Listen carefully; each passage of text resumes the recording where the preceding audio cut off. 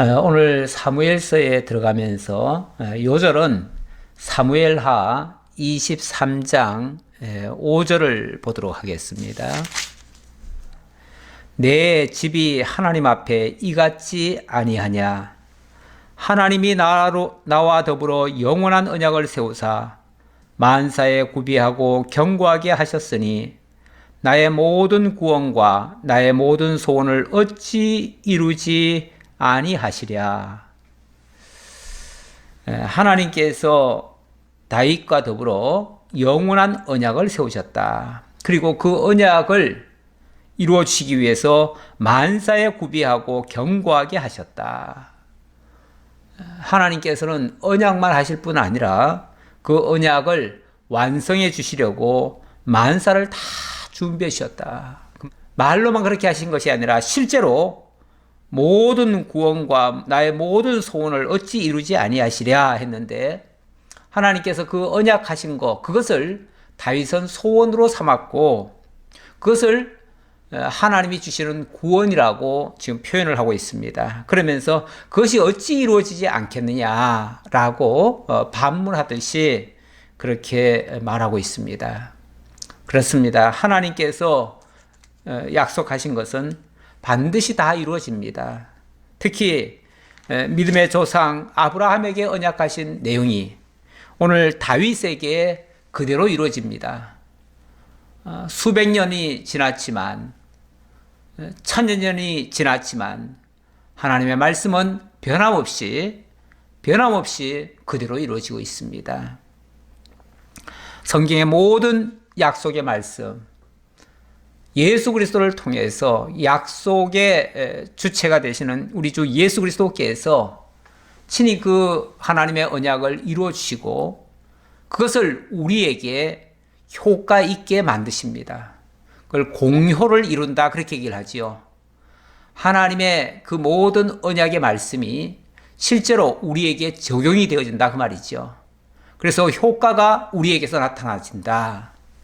예수 그리스도를 통해서 온전히 이루시는 그 역사들을 실제 세상 나라의 역사에서도 그대로 이루어지고 있습니다. 그래서 우리는 세상 나라를 보면서도, 세상 역사를 보면서도 흘려버리는 것이 아니고 그 언약의 말씀이, 하나님의 말씀이 지금 이 세상 가운데서도 이루어지고 있구나라는 사실을 기억하고, 그리고 하나님의 살아계심에 대한 확증을 받고, 그리고 하나님의 그 능력의 영광을 우리가 믿고 또 찬양하게 되어지는 것이죠.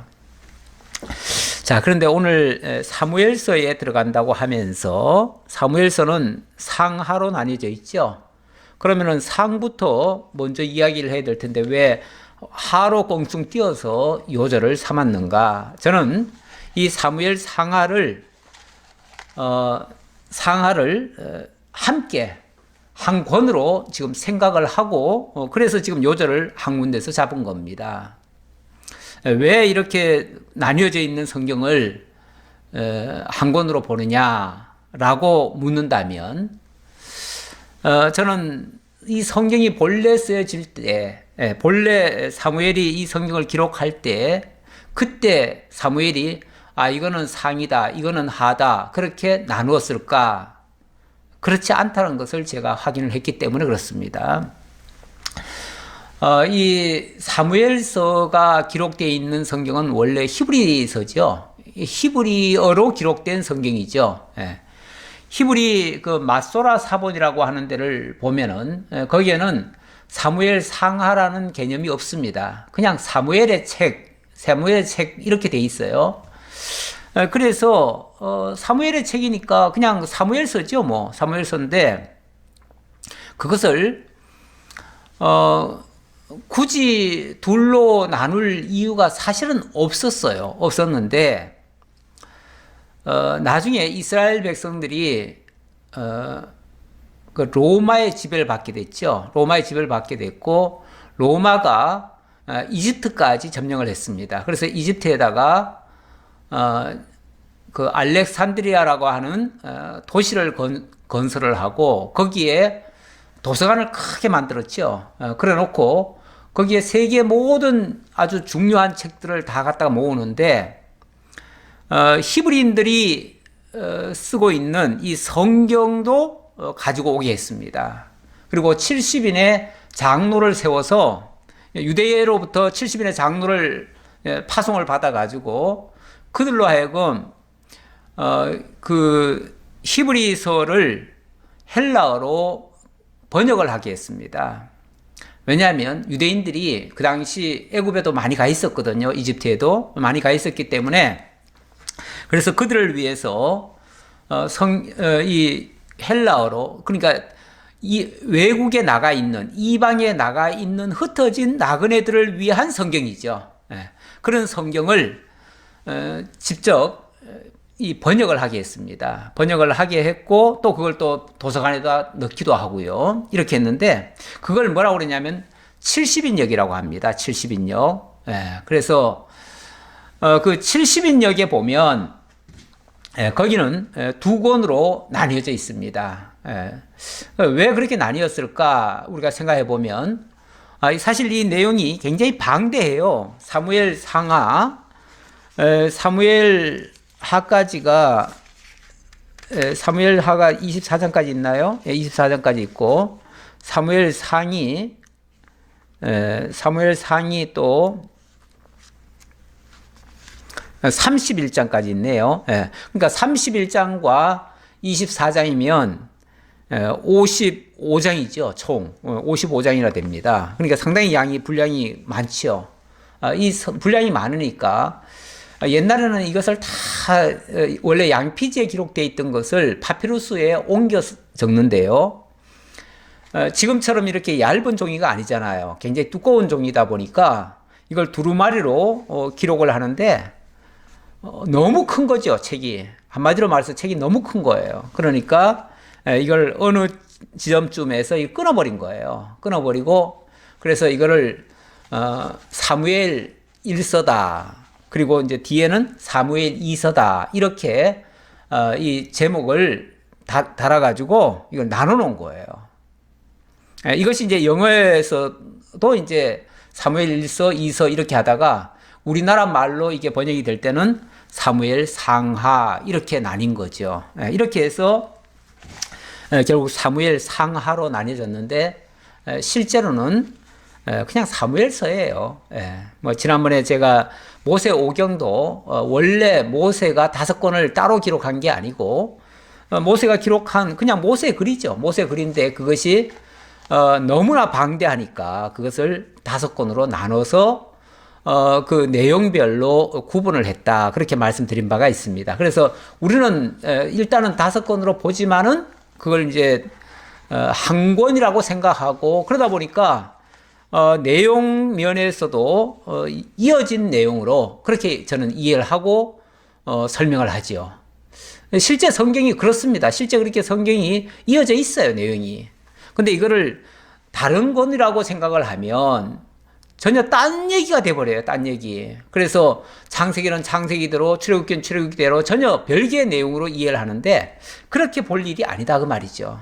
다 연결되어 있는 내용이고 실제로 하나님께서는 아브라함에게 언약하신 그대로 출애굽기에 가서 생육 번성시키시고 그리고 500년간 종살이 하게 하시겠다고 하시더니만 실제로 이스라엘 백성들이 400년간 애굽에 내려가서 종살이 하잖아요.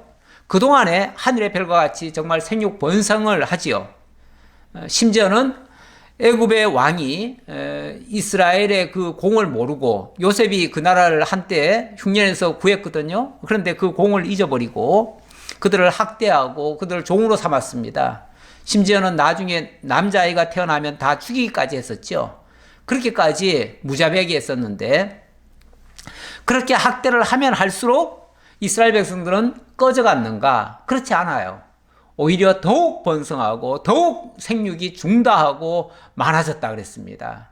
그렇게 해서 너무 걷잡을 수 없이 생육 번성이 잘 일어나니까 나중에는 엄청난 핍박을 가했죠.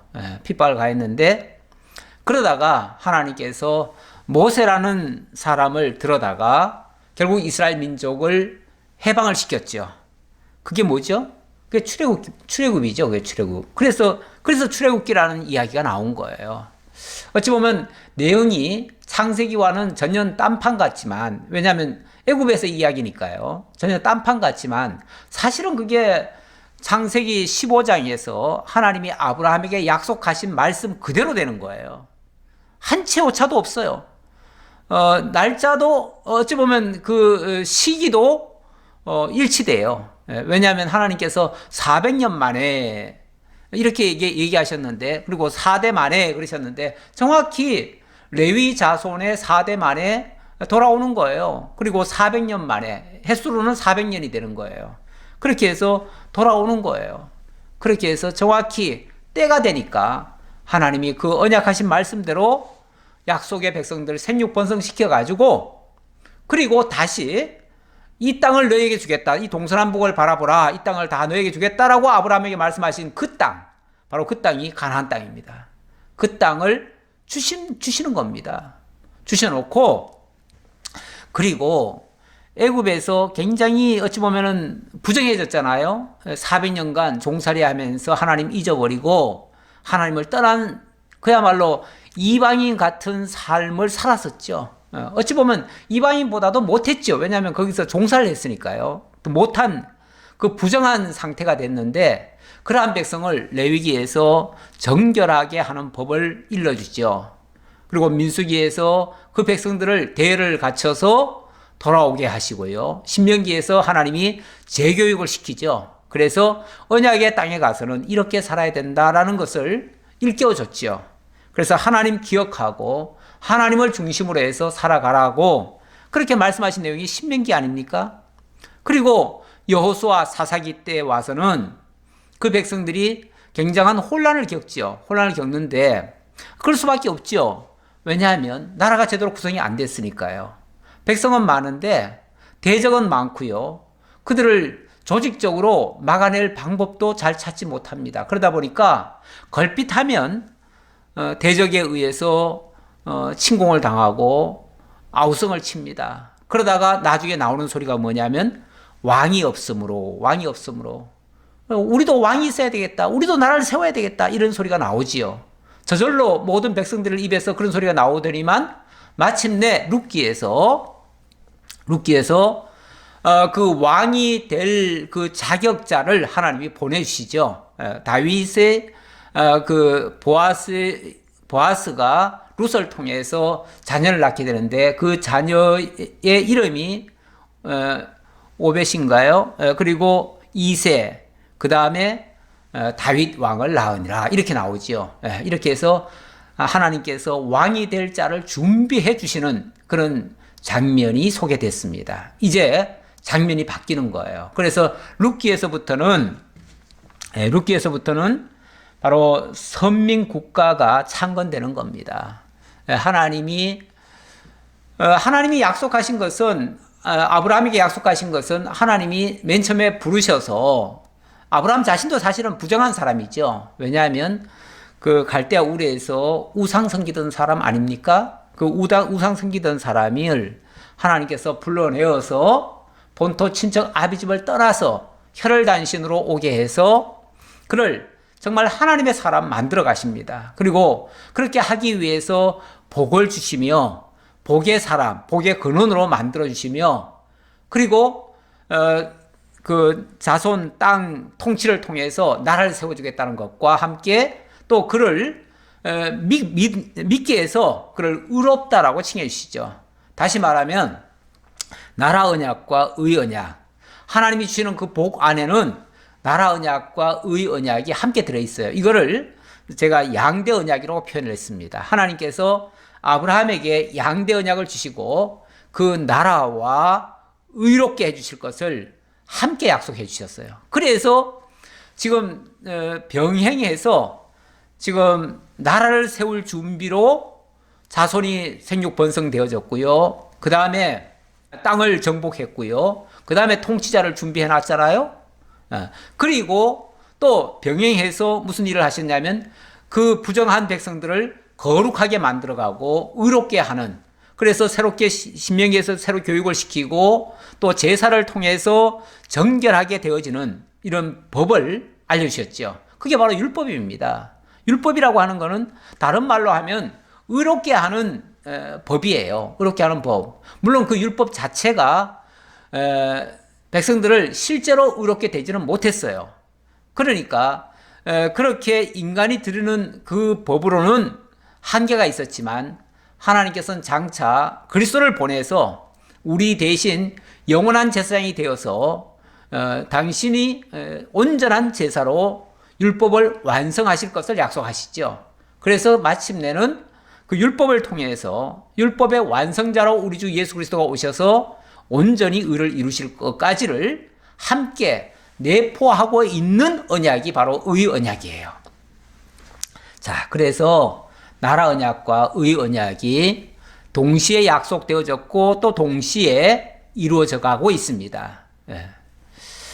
자, 그리고 이제 오늘 본문으로 돌아가는데요. 본문 돌아가기 전에 오늘은 처음 시간이니까 일단은 몇 가지 중요한 사항을 좀 알려드리고 넘어가도록 하겠습니다.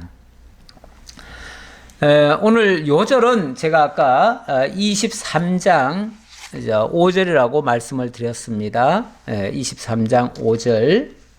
내 집이 하나님 앞에 이같이 아니하냐. 하나님이 나와 더불어 영원한 언약을 세우사 만사에 구비하고 견고하게 하셨으니 나의 모든 구원과 나의 모든 소원을 어찌 이루지 아니하시랴. 예, 하나님께서 영원한 언약을 세우셨고 그것을 이제 친히 이루시기 위해서 만사에 구비하고 견고하게 하셨다. 예, 이것은 다윗이 깨닫고 하나님을 찬양하는 내용 속에 담겨진 말씀이에요. 예. 다윗이 지나온 날들을 쭉 돌이켜 보니까 이거는 자기가 한 일이 아니에요. 너무나 놀라운 일을 많이 했지요. 다윗이 엄청나게 많은 일을 했어요. 왜냐하면 나라를 정말 없던 나라를 세웠으니까요. 예. 어찌 보면 건국의 아버지가 된 거 아닙니까? 이스라엘 나라 건국의 아버지. 물론 그 전에 사울이라고 하는 왕이 있기는 있었는데 그 사울은 사실은 실패한 왕이에요. 그리고 엄밀하게 말하면 가짜 왕이에요. 왜 가짜라고 얘기할 수밖에 없냐 하면 하나님께서는 일찍이 그 유다에게서 왕의 홀이 날 것을 이야기를 했어요. 그래서 유다 자손에게 사자로 비유하면서 이제 사자가 바로 동물의 왕인데 그 왕이 올 것과 모든 다른 백성들이 모든 지파의 형제들이 유다 지파를 찬송하게 될 것이다 그랬어요. 그건 이제 왕이 되고 그 왕이 다스리면은 찬송을 받게 되는 거죠. 그렇게 될 것을 약속을 했는데 그래서 실제로 그 유다 지파에서 왕이 나와야 돼요. 근데 사울은 유다 지파가 아니잖아요. 그런데 어떻게 해서 사울이 왕이 먼저 됐죠? 그것은 백성들이 다 왕을 요구했습니다. 그리고 백성들이 그 왕을 뽑을 때 어찌 보면 제비뽑기라고 하는 걸 통해서 뽑게 되죠. 뽑는데 거기서 백성들이 원하는 그런 왕이었어요. 백성들이 요구하는 왕의 그 특징이 있습니다. 일단 잘생겨야 되고요. 힘이 있어야 되고요. 뭐든지 뭐 잘해야 돼요. 다시 말하면 외적인 조건이 좋아야 돼요. 근데 사울이 그 외적인 조건으로는 굉장히 최적의 사람이에요. 키도 크고요. 남들보다도 아마 어깨 뼘 이상으로 더 컸다고 그래요. 그래서 여럿이 쭉 서 있으면은 우뚝 솟아 있는 사람이 바로 사울이었어요.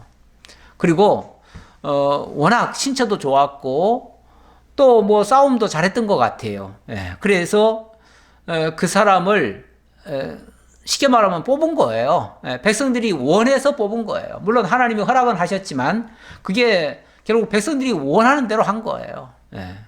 그리고 그 왕을 요구할 때 사실은 백성들이 그 막 억지로 원하는 게 있었어요. 근데 하나님이 사무엘을 통해서 원래 하나님이 왕이시다. 너희 왕이시다. 라고 했건만 백성들은 아니다. 우리도 이방인들처럼 왕이 있어야 되겠다. 이래가지고 뽑은 거거든요. 예, 그래가지고 억지로 어찌 보면은 뽑은 거죠. 예. 그래서 백성들이 원하는 대로 해준 거예요. 해줬는데, 결국 이 사울은 실패로 끝이 납니다. 그리고 하나님이 세울 그 다윗이 등장을 하니까 그 다윗을 시기 질투하고 미워하고 죽이려 하고 다윗의 길을 계속 가로막는 그 악역을 담당하죠. 어찌 보면 진짜 왕을 괴롭히는 가짜 왕인 셈이에요. 그리고 이 사무엘은 어떤 사람이냐 하면 그러한 왕을 세우는 자예요. 다시 말하면 그 왕을 세우기 위해서 먼저 온 길잡이인 거예요. 길잡이. 뭐와 같죠?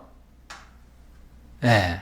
훗날에 실체로 오실 우리 주 예수 그리스도와 상당히 유사한 측면이 있습니다.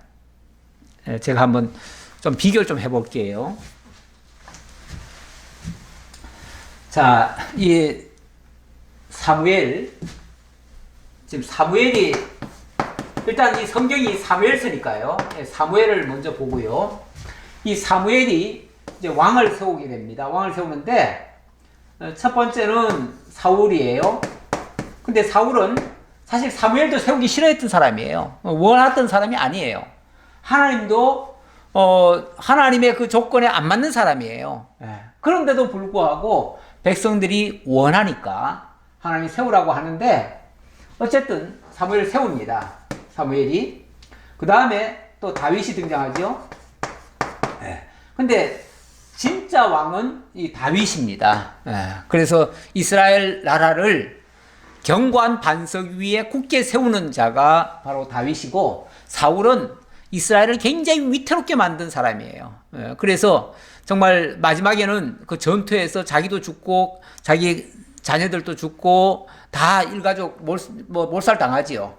뿐만 아니라 이 사울을 의지했던 그 제사장도 급사하는, 갑자기 죽는 그런 일이 있죠. 막 목이 부러져 죽고 이러죠. 너무 충격을 받아가지고 그런 일도 있고.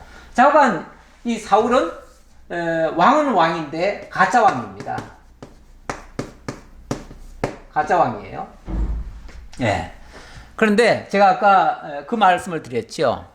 나중에 이제 우리 주 예수 그리스도가 진짜 오시잖아요. 우리 주 예수 그리스도가 오십니다. 예수 그리스도가 오시는데, 예수 그리스도 오시기 전에 이스라엘 땅에 왕이 있었습니까? 없었습니까? 있었어요. 어느 왕이죠? 바로 누굽니까? 헤롯 대왕이 있었죠. 근데 이 헤롯 대왕은 사실 유다 지파도 아니고요. 더 나아가서 이스라엘 사람 자체가 아니에요. 원래 이스라엘 자체가 아니고 이두메 사람입니다. 이두메 사람인데, 그러나 이두메 사람은 이두메 사람인데, 이 사람이 유대에 귀화를 했어요. 귀화를 했으니까 유대인이라고도 할 수는 있죠. 근데 본적은 쉽게 말하면 이두메 사람이에요. 이두메는 바로 에돔 지역을 얘기하는 겁니다. 에돔 사람이에요. 에돔 사람도 거슬러 올라가 보면 어쨌든 뭐 이스라엘과 전혀 무관한 사람은 아니에요. 왜냐하면 에서의 자손이니까 에서의 자손, 에돔 족속, 이두메 사람, 이렇게 되는데, 그러니까 아주 무관한 사람은 아니지만, 그러나 엄밀하게 말하면 하나님이 예정한 왕은 아니에요. 하나님이 준비해서 이스라엘 민족을 위해 주신 왕은 아니에요. 오히려 이스라엘을 혼란에 빠뜨리고 괴롭히고 죽이고 진짜 왕을 괴롭히는 대적으로 등장을 하지요. 그런데 여기에 앞서서 등장하는 사람이 있지요. 바로 선지자 누구죠? 선지자 세례 요한이죠. 요한이 등장합니다. 세례 요한을 뭐라고 그러냐면 마지막 선지자다 이렇게 얘기를 해요. 마지막 선지자. 이 사무엘은 또 누구냐? 오늘 지금 얘기하려는 건 사무엘이니까요. 이 사무엘은 누구냐 하면은 사무엘은 마지막 사사라고도 합니다. 마지막 사사라고 얘기하는 사람도 있고, 또 성경에는 사사라는 표현은 제가 보기에는 없어요. 그런데 선견자, 선지자, 선견자라고 해요. 선견자. 네, 선견자라고 돼 있는데, 어쨌든 뭐 마지막 사사라고 합시다. 자, 어쨌든 이 사무엘은, 자, 이러고 보니까 이거는 이제 그 당시에 역사적 인물이고, 이거는 이제 미래사지요. 미래사인데, 어찌 보면 실체로 오실 분이 우리 주 예수 그리스도 아닙니까? 실체적 영원한 왕. 실체적 영원한 왕. 우리 다윗은 그 당시에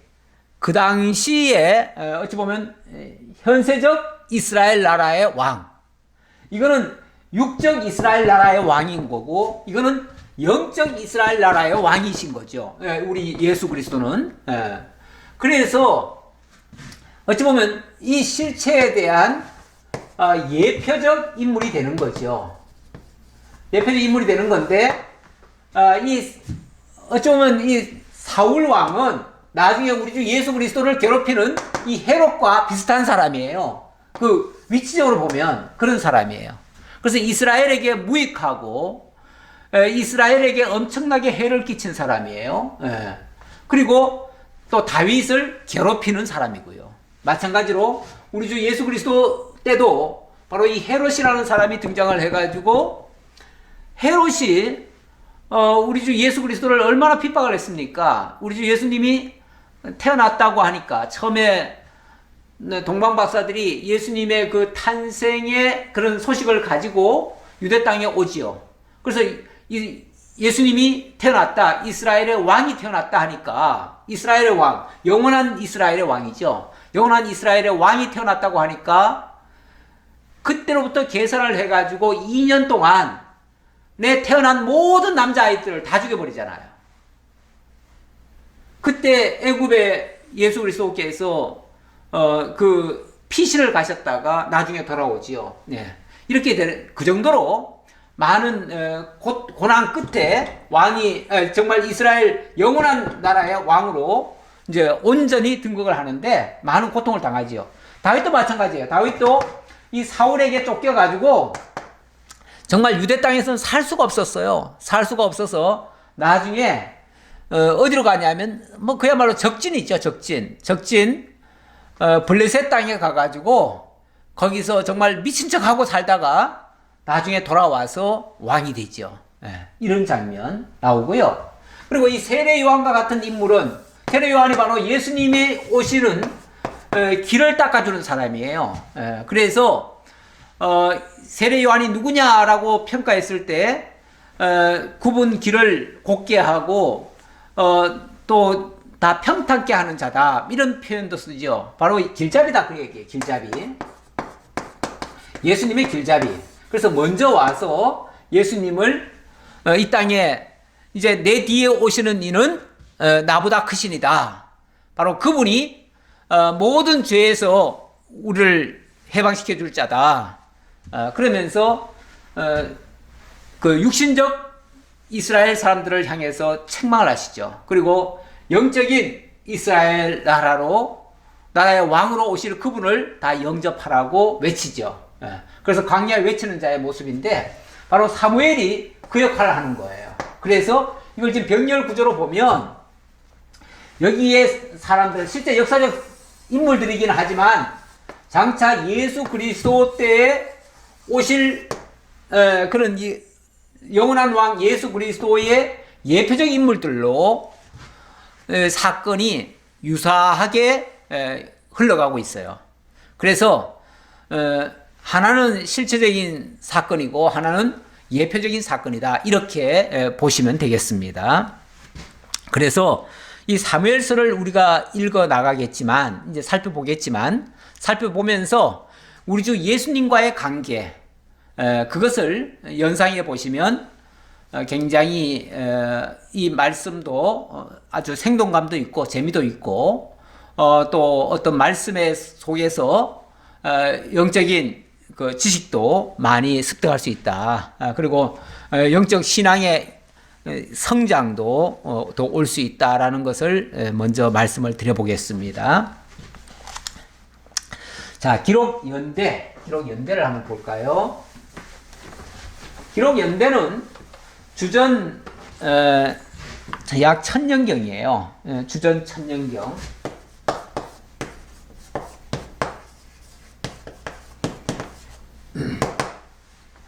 그러니까 주전 1000년이니까 예수님 오신 때로부터 과거로 거슬러서 1000년 전이다 그 얘기죠. 그리고 아브라함 때로부터는 1000년 후예요. 그리고 예수 그리스도로부터는 예수 그리스도를 영으로 본다면 예수 그리스도부터는 1000년 전이고요. 또 아브라함 때로 그걸로 가면 2000년 전이 되는 거죠. 이렇게 되는 거죠. 근데 이 사무엘 상하 전체가 전부 다 사무엘이 기록했는가?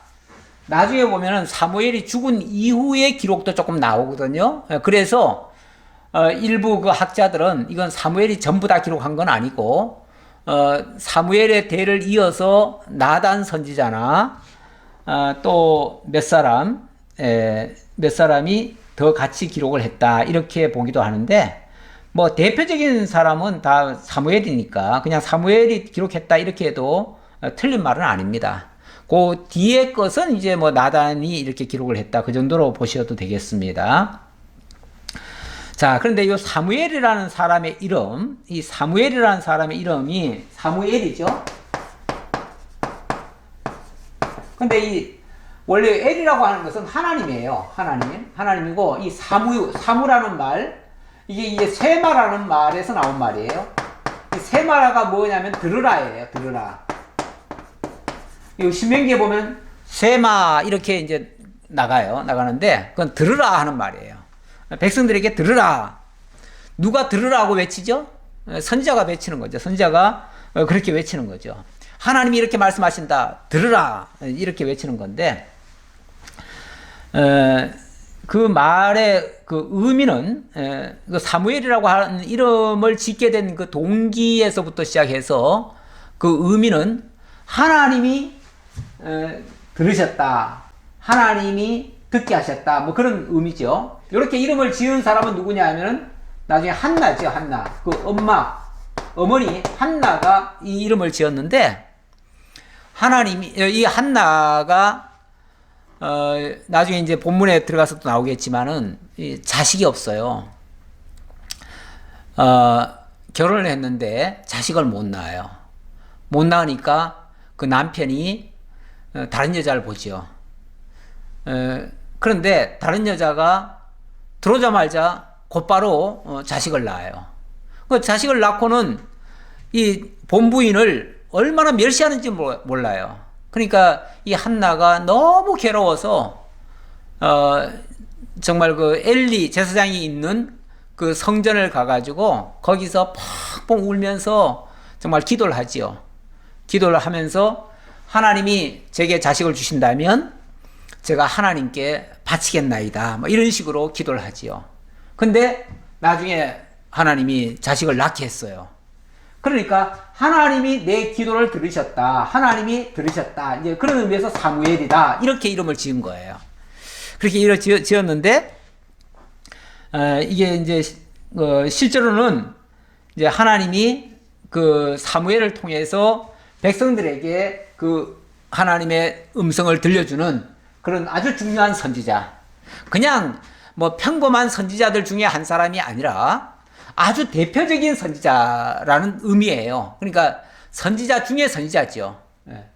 그래서 뭐 이 사람을 성경에서는 선견자다 이렇게도 표현을 하는데 뭐 선지자와 선견자의 의미가 뭐 어떻게 다른지는 정확히는 저는 잘 모르겠습니다만은 뭔가 선지자들 중에 선지자다 이렇게 저는 보여져서 제가 이 말을 드린 겁니다.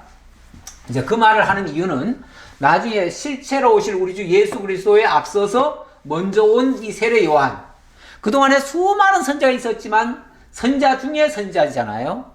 그래서 나중에 그 하나님의 나라에서도 가장 그래서 세례 요한보다 더 큰 일은 없다. 뭐 이렇게 예수님이 평가할 때도 있었는데 어찌 보면 이 당시로 봤을 때는 제일 큰 선지자 이렇게도 말씀드릴 수 있죠. 왜냐하면 다윗을 불러오는 그런 선지자니까요. 그래서 다윗의 길잡이가 되어지는 그런 선지자니까요.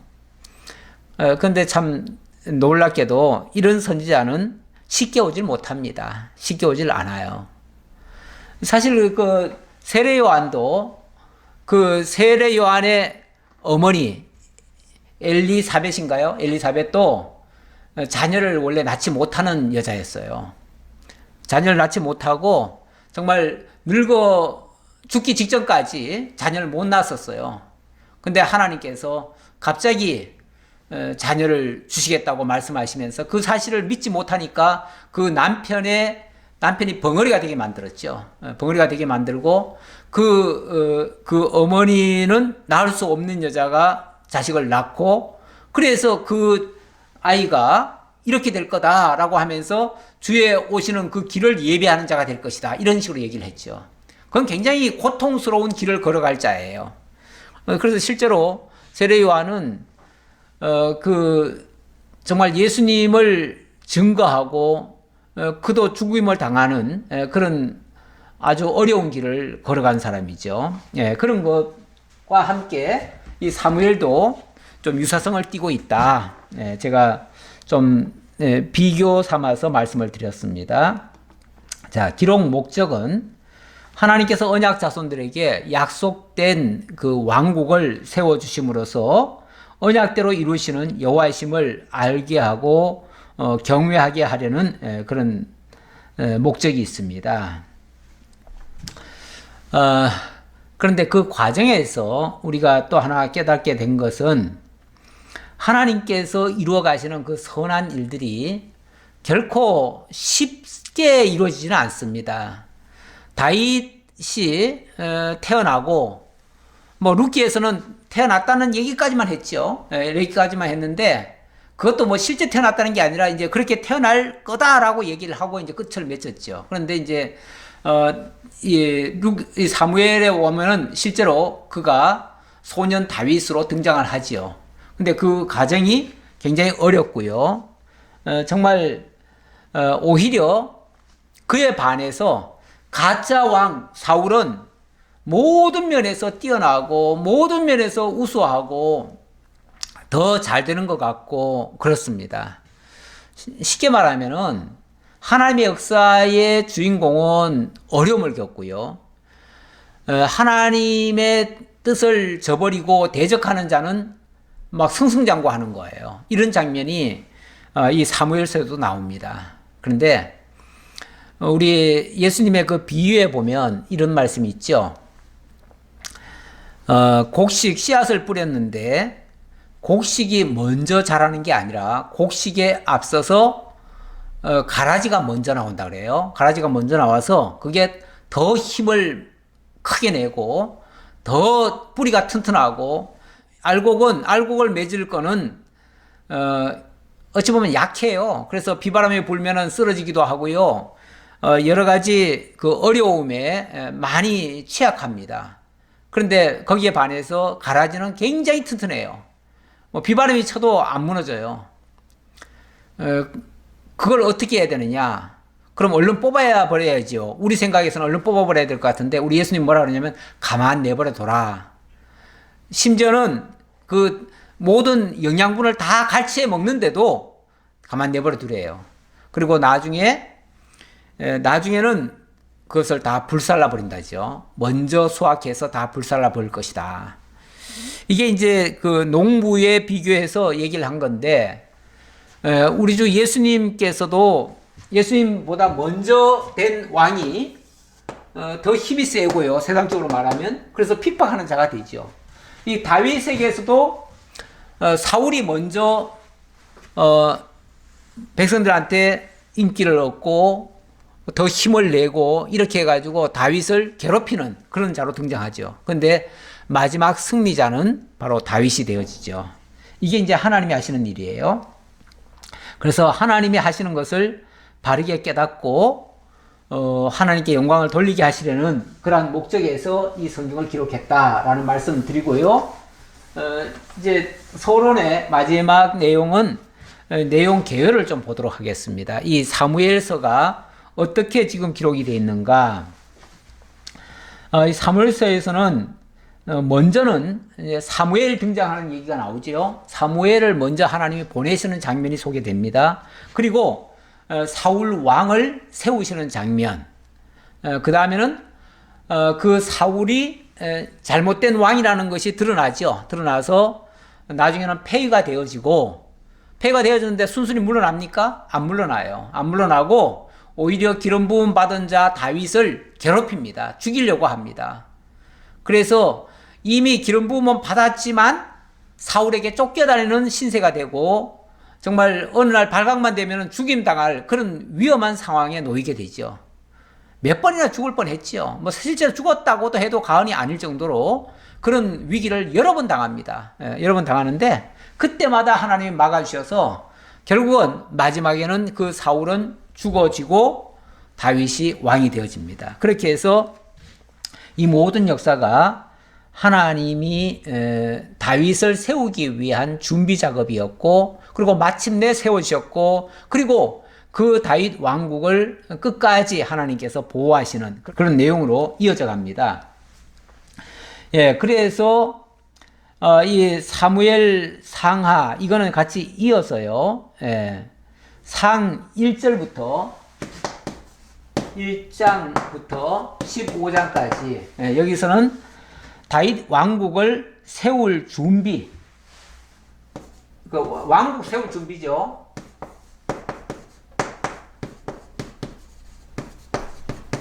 네. 왕국 세울 준비. 그리고 상 16장부터 상 16장부터 하 10장까지 여기서는 이제 다윗 왕국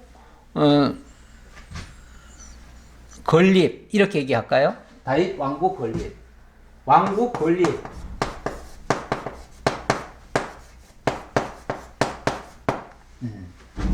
왕국이 이루어졌다 그 얘기죠. 예. 그리고 하 11장부터 24장까지 다윗 왕국 11장부터 24장까지 예, 왕국 보호 이렇게 구성이 되어 있습니다. 이 과정에서 정말 뭐 말도 못할 어려운 일들이 많이 발생하죠. 예. 쉽게 이루어지는 거는 하나님의 역사가 아니에요. 하나님의 역사들은 가만히 보면은 정말 어려운 가운데 이루어지고요. 불가능한 가운데 가능해집니다. 이걸 이제 역으로 생각하면 오늘 우리도 쉽게 세상 살아갈 거라고 생각하시면 안 돼요. 쉽게만 자꾸 생각하면 그 하나님의 역사를 보지 못하게 됩니다. 그리고 그 어려운 가운데 일어난 일이 진짜 하나님이 하시는 일이라는 것이 또 증명할 수 있어요. 그래서 그래야 진짜 하나님께 영광 돌리지 않겠어요? 아니 내가 생각한 대로 다 이루어져 버리고 너무너무 쉽게 잘 되고 뭐 아무것도 아닌 것처럼 평탄해지면은 그러면 어떻게 되겠어요? 아마도 내 능력이 위대한가 보다, 내 실력이 정말 굉장한가 보다, 내가 잘났나 보다, 그리고 의시되고 뽐내고 자랑하고 아마 자기가 뭐 최고지요. 뭐 세상에서도 인정받고 모든 사람들에게도 존경받고 모든 일이 다 잘 되니까요. 그렇게 되는 것은 사실 그렇게 되는 사람은요 사실 하나님 앞에 가지를 않습니다. 하나님도 필요하지도 않고요. 그런 만약에 우리가 그런 것만을 추구한다고 그러면은 하나님도 필요 없지요. 뭐 세상이 전부지요. 뭐 세상이 전부인데 오히려 다윗처럼 이렇게 어려운 시절 그 다윗은요 자기 가족들한테도 아버지한테도 인정을 못 받았던 사람이에요. 다른 형제들보다도 다 못난 사람이에요. 가장 어리고요. 가장 작고요. 키도 작고요. 또 모든 면에서 열등했어요. 예. 다른 형제들은요, 너무 잘나가지고 군대 가서 전공도 올리고요, 인정도 받고 뭐 아주 큰 일도 하던 사람이에요. 그런데 다윗은 할 일이 없어가지고 들판에 가서 양치는 소년이었어요. 예. 어찌 보면 그 집안에서는 제일 알아주지 않았어요. 나중에 사무엘이 그 아버지를 찾아와가지고 내가 너희 아들 중에서 내가 기름을 부으려고 왔다 그러니까 다른 형제들 다 보여주면서 다윗은 안 부르잖아요. 왜냐하면 다윗은 당연히 아닐 줄 알고 그만큼 아버지에게도 인정을 받지 못했던 사람이에요. 그런데 하나님께서는 바로 그 다윗을 지목하시면서 그 다윗이 내 마음에 합한 사람이라는 거예요. 그러니까 하나님의 마음에 합한 사람은 세상 사람의 기준에 부합되는 사람이 아니에요.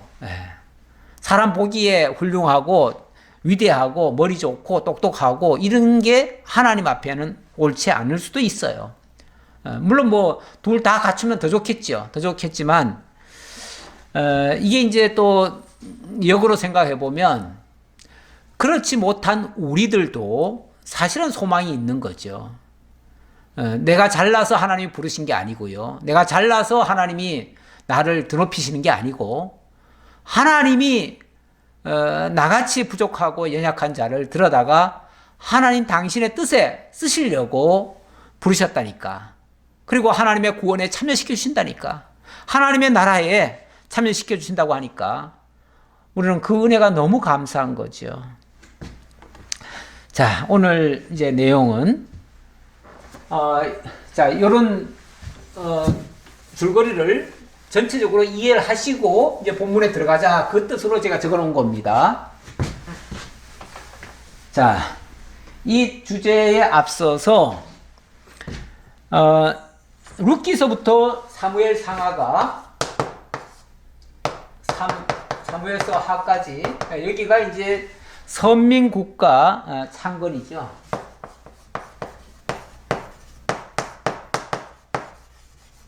선민국가, 하나님이 약속하신 그 나라라는 얘기예요. 하나님이 약속한 나라. 왜냐하면 하나님이 아브라함에게 일찍이 언약한 내용이 뭐죠? 하나님 양대 언약이 바로 나라와 의잖아요. 의니까 그 나라가 바로 선민국가예요. 그래서 아브라함에게 약속하신 그 나라, 그 나라.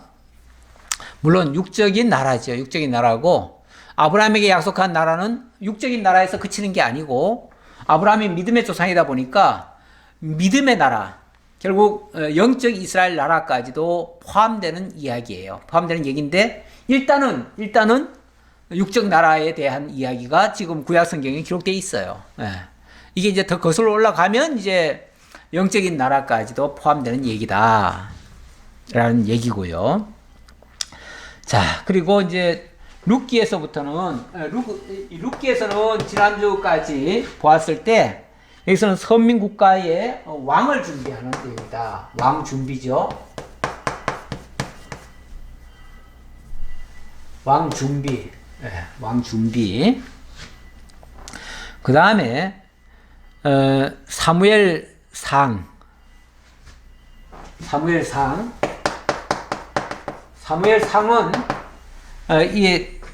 이 왕을 준비했으면은 이제 나라를 이제 세워야 될 거 아니에요?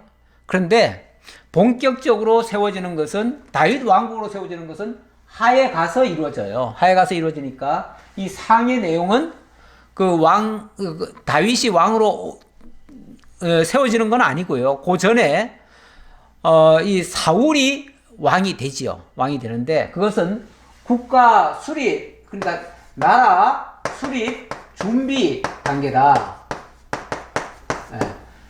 룻기에서는 왕을 준비하고요. 미리 왕부터 먼저 준비해놓고 그 다음에 그 나라가 제대로 세워지기 위한 준비 작업이었다. 그 말이죠. 준비 작업.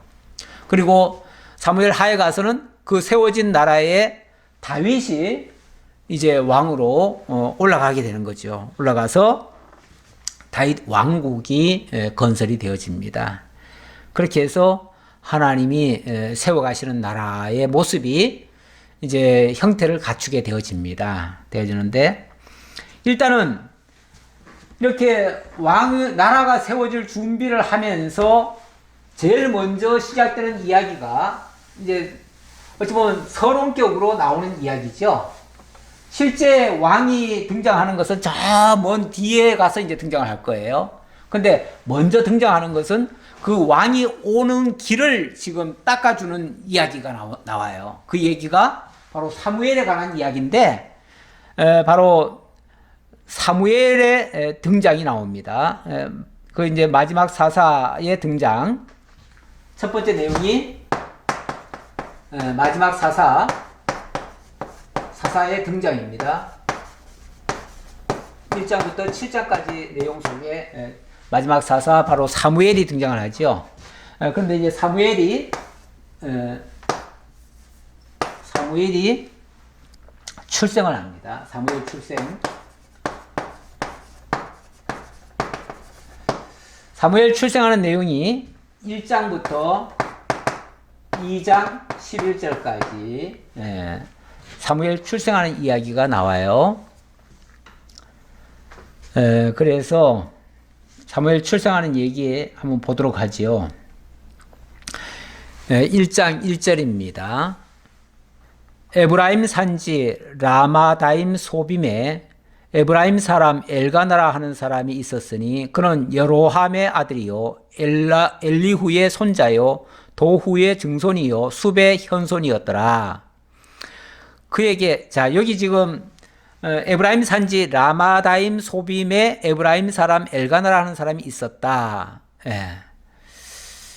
엘가나라 하는 사람 에브라임 산지 사람입니다.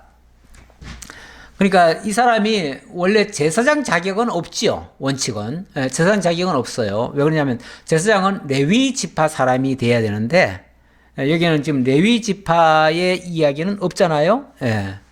그러다 보니까 이 사람은 이제 그 제사장격은 아닌데 나중에 보면은 제사장 역할도 하기는 해요. 왜 그러냐면 이 사사라고 하는 것은 왜 이제 사사라고까지 얘기를 굳이 하냐면 사사는 한 가지 일만 하는 사람이 아니고 선지자, 제사장, 왕 요 세 가지의 기능을 같이 하는 사람이에요. 같이 하는 사람이 바로 사사입니다. 그래서 요거는 사실 제대로 된 왕이 있기 전에, 제대로 된 선지자가 있기 전에, 제대로 된 제사장이 있기 전에 어찌 보면 좀 한시적으로 만들어지는 직이에요. 한시적으로 세워지는 직이에요. 그러니까 본격적으로 모든 게 시스템이 완전히 갖춰지면 이 사사는 등장할 이유가 없어요. 아니 왕이 지금 잘하고 있는데 사사가 왜 필요합니까? 그리고 제사장이 제사장 역할을 잘하고 있으면은 사사가 왜 필요해요? 그리고 선지자가 온전히 선지자 역할을 잘하고 있으면은 굳이 이런 사사가 따로 필요가 없어요. 그러니까 이거는 그 역할들을 제대로 못할 때, 그래서 우왕좌왕하고 막 혼란스러울 때, 그때 등장하는 사람이 바로 사사다 그 말이에요. 그러니까 사사는 항상 있는 사람은 아니에요. 항상 있는 사람은 아니고, 막 나라가 너무 혼란스럽거나 그래서 막 아우성을 치죠. 백성들이 너무 고통스러워서. 그래서 사사가 등장한다고 하는 거는요, 사실 시대가 좋은 시대는 아니에요. 좋지 않고 굉장히 어려운 시절이에요. 암흑시대예요. 암흑시대 한마디로. 그 암흑시대에 이제 구원투수로 등장하는 거죠. 그래서 이 사무엘 시대에 무슨 말이 있냐면은 그때는 하나님의 말씀이 아주 희귀했대요. 희귀했대. 희귀했다는 말은 하나님의 말씀이 온전히 증거가 안 됐고 선지자도 제대로 역할을 안 했고 다 제대로 안 했다는 얘기예요. 그럴 때에 형식적인 제사장, 엘리 제사장이 있긴 있었어요. 있긴 있었는데 맨날 그냥 잠이나 퍼질러 자는 것 같고 뭐 자고는 제대로 역할을 안 했어요. 그리고 그 아들들은 불량자라고 했어요. 불량자. 한마디로 엉망진창이에요. 자식을 그냥 그저 곱게만 키워가지고 그냥 하고 싶은 대로 다 하게 했더니 개망난이가 돼버렸어요. 그런 때에 바로 이 사사 사무엘이 등장을 하는 겁니다. 그러니까 어찌 보면 비상시국이죠. 비상시국. 비상시국에 등장하는 사람인데 시대가 그런 시대다 보니까 일반 백성들도 삶이 형편없어요. 예. 라마다임 소빔의 에브라임 사람 엘가나라고 하는 사람, 이 사람도 뭐 가문에 뼈대는 있었는지 모르겠지만 삶을 보니까 별로 옳은 삶은 아니에요. 왜 그러냐면 그에게 두 아내가 있었다고 그러잖아요. 두 아내를 두었다고 하는 자체가 바람직하지 않아요. 하나님의 율법에 안 맞아요. 예. 물론 뭐 그 당시는 그런 일이 흔했다라고 그냥 넘어갈 수도 있지만 저는 아닌 건 아니라고 얘기하고 넘어가야죠. 예. 아닌데 그 당시 풍습이 전례가 그랬으니까 괜찮다가 아니고 그만큼 엉망진창이었다라는 걸 증거하고 있는 거죠. 그에게 두 아내가 있었으니 한 사람의 이름은 한나요, 한 사람의 이름은 브닛나라. 브닛나에게는 자식이 있고 한나에게는 자식이 없었더라. 그러니까 이 한나가 본처 같은데 이 한나 본처는 자식을 못 낳고 브닛나는 자식을 뭐 어떻게 잘 낳았어요. 잘 낳으니까 이 브닛나가 한나를 엄청 괴롭혔어요. 네. 이 사람이 매년 자기 성읍에서 나와서 실로에 올라가서 만군의 여호와께 예배하며 제사를 드렸는데 엘리의 두 아들 홈니와 비느하스가 여호와의 제사장으로 거기에 있었더라. 그 당시 실로는 사실 뭐 임시 회막이죠. 임시 회막. 그러니까 완전한 성전은 아닌데 회막에도 어쨌든 뭐 하나님이 거기 계시다라고 믿고 있고 그래서 사람들이 때때로 1년에 몇 차례는 거기를 가게 됩니다. 하는데 거기에 지금 제사장 역할을 하는 사람이 누구냐면 엘리였고요. 그러니까 대제사장은 엘리고요. 그리고 제사장은 둘인데 엘리의 두 아들 홈니와 비느하스 이 사람들이 거기서 제사장 역할을 하고 있었다 그랬다는 거죠. 근데 이 제사장들 제가 아까 서론에서 말씀드렸듯이 한마디로 엉망진창인 사람들이에요. 엉망진창이에요. 네. 전혀 제사장 역할도 제대로 못했어요. 네.